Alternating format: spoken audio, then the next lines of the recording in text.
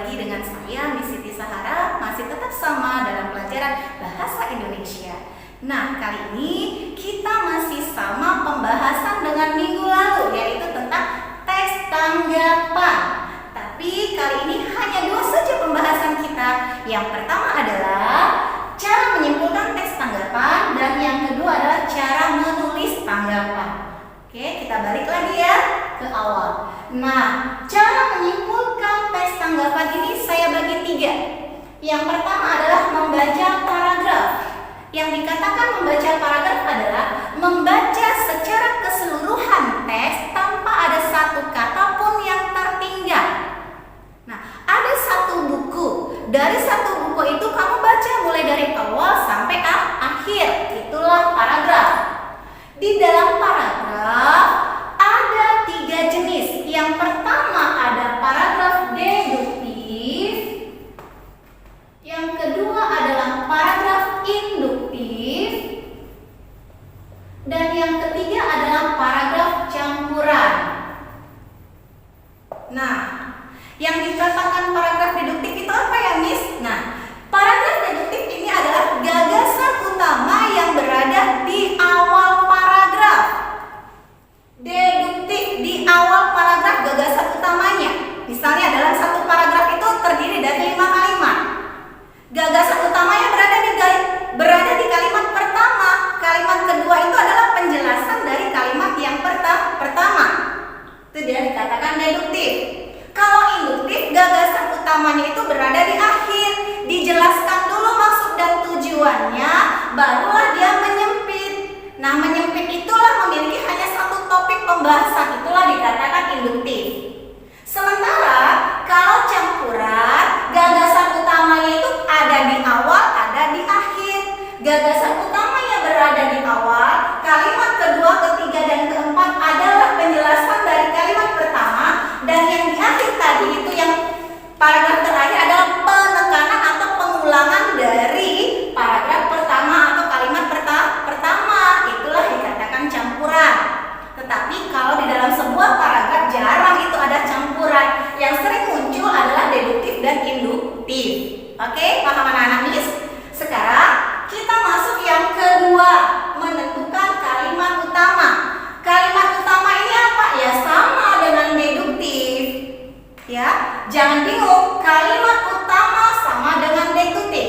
Kalimat utama atau kalimat di awal paragraf ya deduktif. Nah, sekarang menentukan kalimat utama. Seperti tadi yang saya katakan, kalimat utama itu selalu berada di awal paragraf. Jarang sekali berada di akhir. Biasanya kalimat utama itu yang berada di awal paragraf itu sekitar 75%.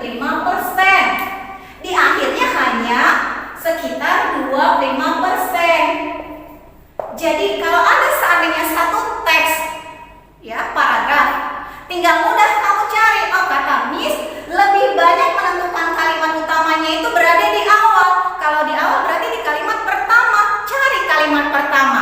Kamu lihat kalimat kedua, benar nggak penjelasan dari kalimat pertama tadi? Itulah dia kalimat utama. Oke, sekarang kita masuk yang ketiga adalah membuat simpulan. Yang dikatakan simpulan ini adalah garis besar secara keseluruhan. Tadi kita sudah dapat garis besarnya mulai dari awal sampai akhir. Kamu jadikan satu lah, tarik satu kesimpulan. Nah, itulah dikatakan simpulan. Oke, sekarang yang kedua adalah cara menulis tanggapan. Menulis tanggapan yang pertama adalah tentukan topik. Nah, sudah dipikirkan topik apa yang mau kamu tulis? Topik apa yang mau kamu tanggapi? Pikirkan. Sudah dipikirkan ya? Yang kedua, baca, pahami, pelajari karya tersebut.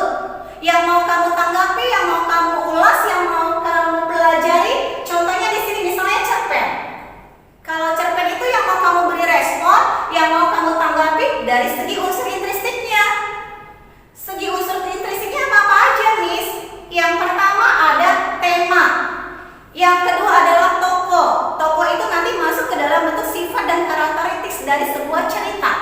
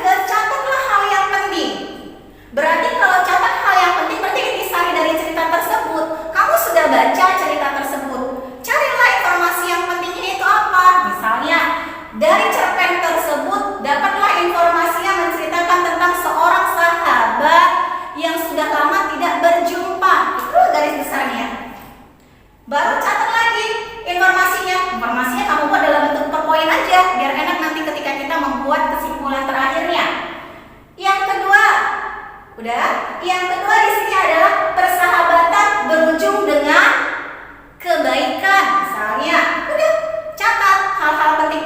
Hal-hal penting ini bisa bentuk poin-poin.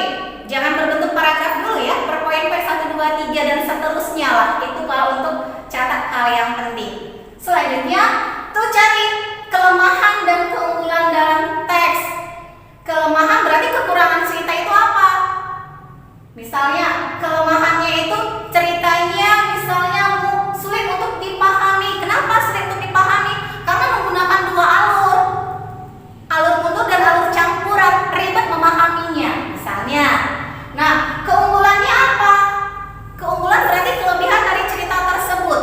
Keunggulan berarti cerita tersebut menginspirasi supaya kita memiliki sahabat harus dijaga dengan baik.